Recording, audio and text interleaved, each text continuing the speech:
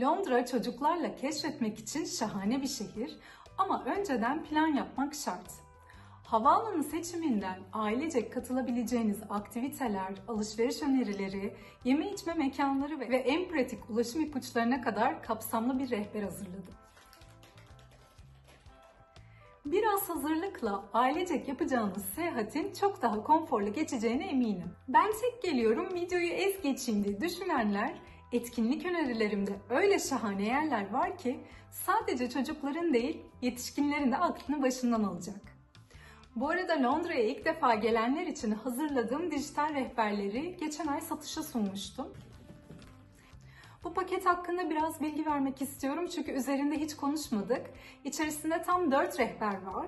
İlk kez gelenler için Londra rehberi, 3 günlük Londra rehberi ve alternatif rotalar, detaylı yeme içme rehberi, farklı zevklere ve yeme tercihlerine göre hazırladım. Sanat rehberi, Londra'daki müzeleri ve galerileri kapsıyor. Toplam 79 sayfalık bu rehberleri telefonuna veya bilgisayarına indirerek dilediğin zaman erişebilirsin. Linki açıklamalara bırakıyorum. Şimdi çocukla Londra seyahati rehberine başlayabiliriz.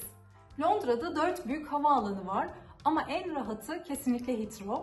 Çünkü Heathrow Londra'nın en iyi bağlantılara sahip havaalanı. Toplu taşıma kullanacaksan Elizabeth Line ile aktarma yapmadan 30 dakika gibi kısa bir sürede şehir merkezine ulaşabilirsin. Havaalanından şehir merkezine nasıl gelebileceğini anlattığım bir içerik vardı. Onu mutlaka izle. Bu havaalanında Fast Track var. Kısa sürede güvenlikten geçip uzun kuyruklarla uğraşmadan uçağa binebiliyorsun. Çocukla seyahat ederken zaman kazanmak her şey. Gatwick Havaalanı yine aileler için ikinci en iyi seçenek. Luton ve Stansted şehir merkezine 1 saatten fazla uzaklıkta olduğu için ilk etapta tavsiye etmiyorum. Tren ve otobüs var ama çocukla biraz yorucu olabilir. Bir de bilet uygun fiyatlı olur. Sonra şehir merkezine gelmek için kullanacağın transferlerle aynı hesaba gelirse hiç değmez. Londra metrosu mükemmel bir ulaşım ağına sahip ama küçük bir çocukla tek başına seyahat etmek göz korkutucu olabiliyor. Hele ki yanında başka bir yetişkin yoksa bebek arabasıyla in bin yapmak epey yorucu. Neyse ki çevremdeki çocuklu arkadaşlarım sayesinde bazı tüyolar geliştirdim. Onları şimdi tek tek paylaşacağım. Öncelikle 5 yaş altı çocuklar metro, otobüs ve trenlerde ücretsiz seyahat edebiliyor. 11 yaş altı çocuklar yanında bir yetişkin varsa metroda ve otobüslerde yine ücretsiz seyahat edebiliyor. Eğer taksi kullanacaksan Uber ve Bolt çocukla daha rahat bir ulaşım seçeneği olabilir. Londra'nın ünlü siyah taksilerinde çocuk koltuğu yok ama bebek arabasıyla binebiliyorsun. Trafik kuralları açısından herhangi bir sorun teşkil etmiyor. Trafik bazen yoğun olabiliyor. Metro çoğu zaman daha hızlı, bunu aklında tut. Londra metrosu en hızlı ve en kolay ulaşım yöntemi ama bebek arabası dostu değil. Çoğu istasyonda asansör yok. Sadece yürüyen merdivenler var. Bu yüzden hafif ve katlanabilir bir seyahat bebek arabası getirirsen hayat kurtaracaktır. Evet, metro istasyonlarının hepsinde asansör yok ve bunu birçok kez dile getirdim. Bazı istasyonlarda cadde seviyesinden platforma ulaşmak için 2 farklı asansör kullanman bile gerekebiliyor. TFL'in hazırladığı merdivensiz metro kullanımı broşürünün linkini açıklamalara bırakıyorum. Bu broşürde hangi duraklarda asansör olup olmadığını görmen mümkün. Çoğu istasyonda uzun yürüyen merdivenler var. Eğer Paddington filmini izlediysen oradaki metro sahnesinde yürüyen merdivenlerin tehlikeli olabileceğini görmüşsündür. Yani dikkatli olmanı tavsiye ediyorum. Bebek arabasıyla ya da küçük çocukla seyahat ederken geniş turnikeleri kullanmalısın. Genelde turnikelerin sonunda ya da kenarda büyük kapılar olur. Küçük turnikelerden geçmek zor olabilir, sıkışma riskine dikkat et. Açıklamalar kısmında bu videoda anlattığım her şeyin linkini bulabilirsin. Bebek arabasını metro içinde açık bırakabileceğin alanlar var. Ama yoğun saatlerde çok pratik olmayabiliyor. Londra metrosu sabah 7 ile 9 ve akşam 5 ile 7 arasında aşırı yoğun olur. Önerim sabah 10 gibi dışarı çıkıp en geç 5'te metrodan inmiş olman yönünde. Hafta içi 5'ten sonra çocukla metroda olmanı hiç tavsiye etmiyorum. Bazen büyük etkinlikler nedeniyle bazı istasyonlar geçici olarak kapanabiliyor. Geleceğin tarihlerde Londra'da ne tür etkinlikler var? Kendini güncel tut. Instagram hesabımı takip edersen tüm bu etkinlik haberlerine vaktinden önce erişebilirsin. Londra'daki müzelerin birçoğu çocuklara özel lunchbox denilen öğle yemeği paketleri sunuyor. Ben Bilim Müzesi'ndekini görmüştüm. Kutuların içinde sandviç, cips, meyve ve meyve suyu gibi basit ama doyurucu atıştırmalıklar var. Eğer yoldayken pratik bir yemek alternatifi arıyorsan müzelerin kafeleri gerçekten iyi bir seçenek. Aile dostu bir otel veya Airbnb seçmek tatilini çok daha keyifli hale getirir. Çocuklarla konaklamak için en iyi bölgelerden biri South Kensington. Müzelere yakın konumu, sessiz, güvenli, bol yeşil alanlı oluşu, aile dostu kafeler ve restoranların da yürüme mesafesinde olması sebebiyle benim bir numaralı önerim. Bir diğeri Covent Garden. Burada da çocuklara uygun tiyatrolar ve gösteriler var. Şehir merkezine ve metro hatlarına da çok yakın. Restoranlar ve kafeler açısından da çok zengin. Üçüncü önerim de Malibu. Regent's Park'a çok yakın. Şık, sakin ve aile dostu bir mahalle burası. Metro bağlantıları iyi ama turist yoğunluğu çok daha az olan nezih bir mahalle. Londra her yaştan çocuğun keyifle vakit geçirebileceği müzeler, tarihi mekanlar ve eşsiz deneyimler sunan bir şehir. Ailecek yapabileceğiniz eğlenceli aktivitelere bir bakalım. Aktivitelerin rezervasyon linklerini açıklamalarda paylaşıyorum. Rezervasyonlarını bir an önce yapman çok önemli. Bilet bulamama ihtimalim var. Bazı etkinlikler de son dakikalarda fiyatlarını yükseltebiliyor. Londra'nın en popüler turistik noktalarından biri olan London Eye, Thames Nehri'nin kıyısında yer alan devasa bir dönme dolap. Yaklaşık 30 dakika süren bu yolculukta Big Ben, Parlamento binası ve Buckingham Sarayı gibi birçok ikonik yapıyı 360 derece panoramik olarak görebilirsin. Londra'nın en önemli müzelerinden biri olan Doğa Tarihi Müzesi, milyonlarca yıl öncesine uzanan doğal yaşamı gözler önüne seren zengin bir koleksiyona sahip. Dinozorlar bu müzenin en büyük çekim noktalarından biri. Üstelik müzenin mağaza kısmında harika hediyelikler var. Young Victoria and Albert Müzesi, tarihi oyuncaklar, çocuk kıyafetleri ve etkileşimli sergilerle dolu.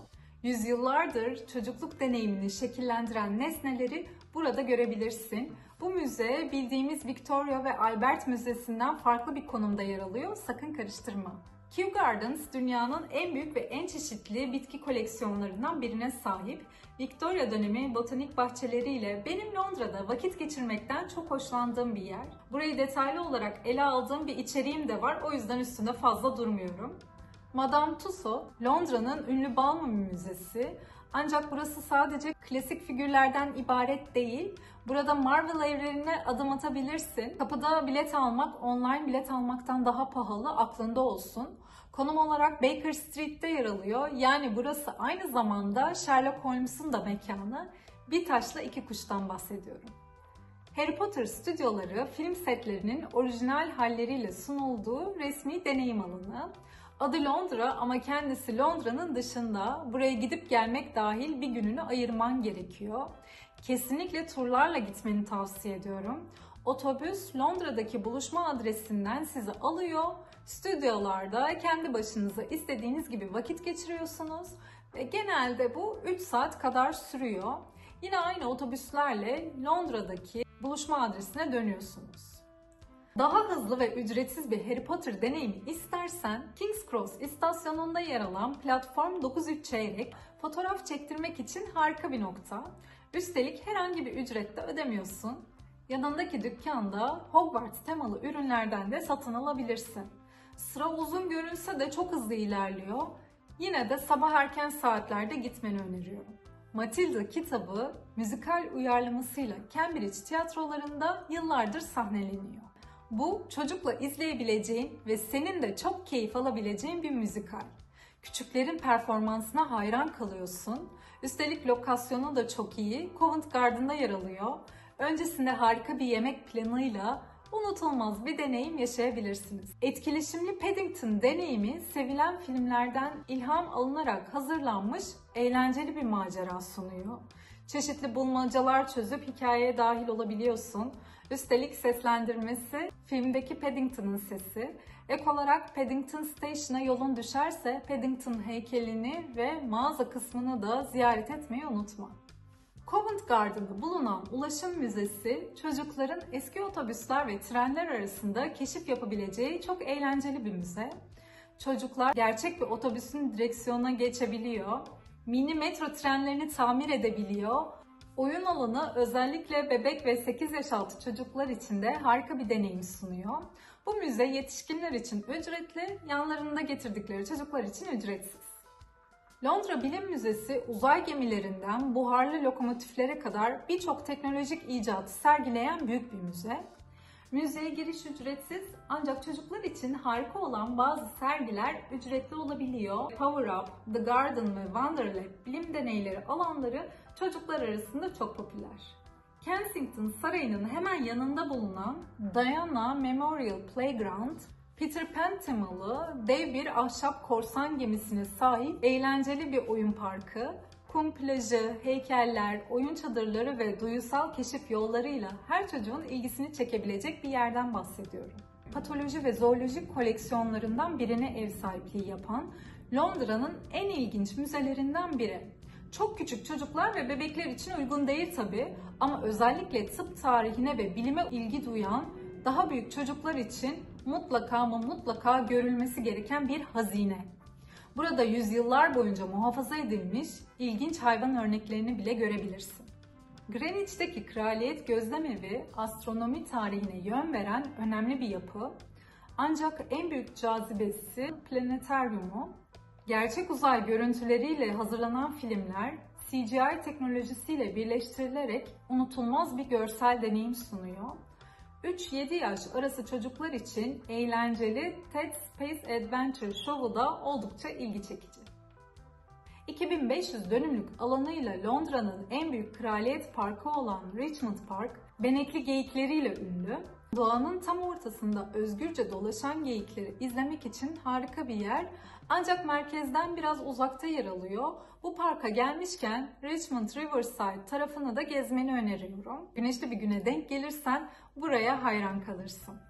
Buckingham Sarayı ve Trafalgar Meydanı'na yakın olan St. James's Park, Londra'nın en eski kraliyet parkı unvanına sahip ve 1660'lardan beri burada yaşayan pelikanlarıyla ünlü. Göletlerde özgürce gezen pelikanları doğal ortamlarında görmek için her gün saat 2.30'da yapılan pelikan besleme etkinliğine katılabilirsin. İngiltere'nin çizgi roman sanatına adanmış müzesi, 18. yüzyıldan günümüze kadar uzanan 6000'den fazla orijinal çizgi roman ve karikatüre ev sahipliği yapıyor. Hafta sonu ve tatillerde düzenlenen atölyelerle çocuklar kendi çizgi romanlarını ve animasyonlarını da yapabiliyorlar. Müze ve araştırma merkezi ile birleşen bir kültür noktası burası. Magna Carta, Beatles'ın el yazmaları ve Tolkien'in illüstrasyonları burada sergileniyor. Küçük yaştaki çocuklar için Londra'ya yakın en eğlenceli tema parklarından biri. Lego temalı 55'ten fazla eğlence alanı, interaktif oyunlar ve minyatür Lego dünyalarıyla dolu. Burayla ilgili yine özel bir videom var, ona göz atmanı öneriyorum. 4-12 yaş arası çocuklar için harika bir deneyim sunuyor.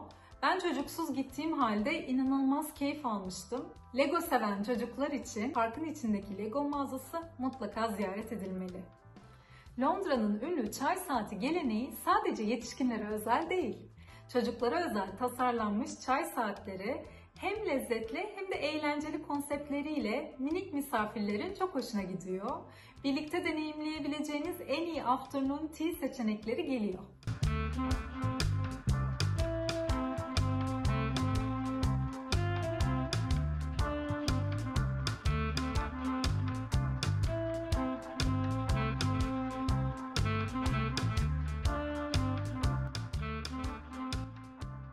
Rezervasyon yaparken mutlaka çocuğunu ya da bebeğini de bir kişi olarak saymayı unutma. Çünkü buna göre masa ayarlıyorlar. Londra'da gündüz saatlerinde hemen hemen her pub çocuk dostu. Ancak özellikle family friendly olarak belirtilen publar çocuklarla daha rahat vakit geçirilebilen mekanlar. Tüm listeyi görmek için açıklamalardaki linki tıklayabilirsin. Benim bu listede favori publarım var, onları da yıldızlayacağım. Londra çocuk kitapları konusunda çok sayıda seçenekler sunan kitapçılarla dolu. Çoğu tamamen çocuk kitaplarına odaklanmış olmasa da geniş çocuk bölümleriyle dikkat çeken mağazalar var. Şimdi çocuklar için en iyi kitapçılar listesi geliyor. Hatchers, Londra'nın en eski kitap evi ünvanına sahip. Kraliyet ailesine satış yapma yetkisi bulunan 3 kitap evinden biri. Çocuk kitapları bölümü de var ancak esas cazibesi tarihi atmosferinde saklı. Waterstones'un Gower Street şubesi Birleşik Krallık'taki en büyük manga koleksiyonuna sahip. Piccadilly şubesi ise Avrupa'nın en büyük kitap evi olarak biliniyor ve çocuk bölümü de oldukça geniş. Çocukları edebiyatla etkileşimli bir şekilde tanıştırmak için Londra'daki en iyi yerlerden biri. Tamamen çocukların hikaye anlatma ve hayal gücünü geliştirmesine odaklanan eşsiz bir merkez. Storyworld adlı 2 katlı interaktif oyun alanında çocuklar hikayelerin içine dalabiliyor. Düzenli olarak yazarlar ve illüstratörlere adanmış özel sergiler yapılıyor. Charing Cross Road'daki Foyles, çocuk kitapları konusunda hem çeşit hem de kalite açısından en geniş seçeneklerden birine sahip. Benim de favorilerimden biri. Raflarında 200 binden fazla kitap seçeneği var. Zemin katta geniş bir çocuk bölümü var. Aynı zamanda genç okuyucular için de çok sayıda seçenek sunuyor. Daunt Books, Londra'nın en güzel kitap evlerinden biri. Büyüleyici Edward dönemine ait mimarisiyle göz kamaştırıyor. Estetik açıdan güzel bir kitapçı gezmek istiyorsan burayı mutlaka listene dahil etmelisin. Londra'ya gelmişken çocuklar için alışveriş yapmadan olmaz. Önce çocuklarla ziyaret edilebilecek en iyi oyuncakçılara bir bakalım. Nostaljik ve sanatsal oyuncaklar arıyorsan burası tam sana göre. 1856'da kurulan Londra'nın en eski oyuncakçılarından biri burası. Kağıttan tiyatrolar, kuklalar, müzik kutuları ve klasik oyuncaklar satılıyor. Dükkanı gezdikten sonra Covent Garden'daki sokak sanatçılarını da izlemeyi unutma. Çocuklarla Londra'da yapılabilecek en eğlenceli aktivitelerden biri de Hamleys'i gezmek. 1881'de açılan ve 7 katlı devasa bir oyuncak dünyası sunan dünyanın en büyük oyuncak mağazası. Disney karakterleriyle dolu devasa bir mağazadan bahsedelim. Ki Frozen ve Marvel hayranları için güzel bir deneyim. Dünyanın en büyük Lego mağazası burada. 400 bin Lego parçasından oluşan devasa Big Ben modelini burada görebilirsin. 600 bin Lego parçasından yapılmış gerçek boyutlu bir metro vagonu bile var. Dünyanın en ünlü alışveriş merkezlerinden biri olan Harrods'ın oyuncak bölümü de lüks bir deneyim sunuyor. Peluş oyuncaklardan aksiyon figürlerine, bulmacalardan eğitici oyunlara kadar geniş bir ürün yelpazesi var. Mağazadan çıkarken ikonik bir Harrods ayıcığı da almayı unutma. Bebek bakım ürünlerinden şık ve kaliteli çocuk kıyafetlerine kadar şehirde uğrayabileceğin en iyi adresler geliyor şimdi. Boots bebek ürünleri için en pratik seçeneklerden biri. Çoğu alışveriş caddesinde bir Boots mağazası mutlaka görürsün ama en büyük mağazası Covent Garden'da yer alıyor. Biberon, emzik, mama kapları, sterilizasyon cihazları, bebek şampuanı, bakım ürünleri bu mağazalarda mevcut. John Lewis and Partners kaliteli bebek aksesuarları ve kıyafetler için ideal. Lüks bebek markalarını burada bulabilirsin. Daha şık ve uzun ömürlü ürünler arıyorsan en iyi seçeneklerden biri.